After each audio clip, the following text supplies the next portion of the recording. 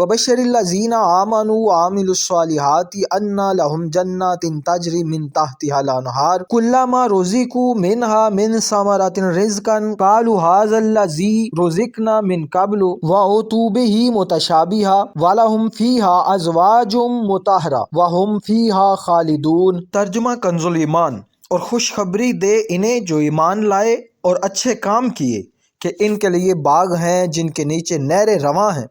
जब इन्हें इन बागों से कोई फल खाने को दिया जाएगा, सूरत देख कर कहेंगे ये तो वही रिज़्क है जो हमें पहले मिला था, और वो सूरत में मिलता जुलता इन्हें दिया गया। और इनके लिए इन बागों में सुथरी बीवियां हैं और वो इनमें हमेशा रहेंगे। तफसीर सिरातुल जिनान।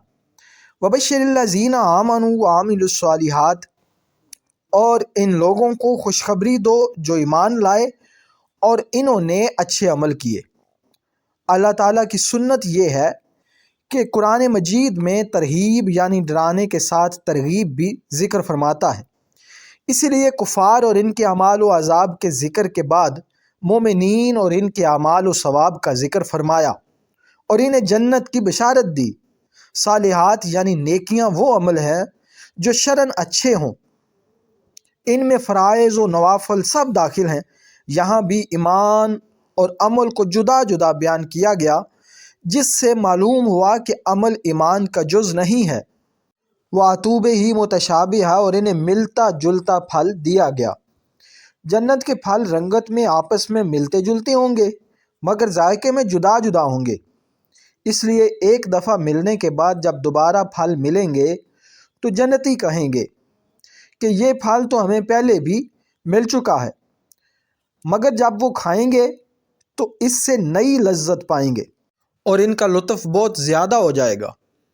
इसका ये भी माना बयान किया गया है कि इन्हें दुनियावी फलों से मिलते जुलते फल दिए जाएंगे ताकि वो इन फलों से मानूस रहें, लेकिन जन्नती फल जायके में दुनियावी फलों से बहुत आला होंगे। अज़वाजुम मुतहरा, पाकीज़ा बीवियाँ। जन्नती बीवियाँ ख्वाह हूरें हों या और सब की सब तमाम नापाकियों और गंदगियों से मुबर्रा होंगी।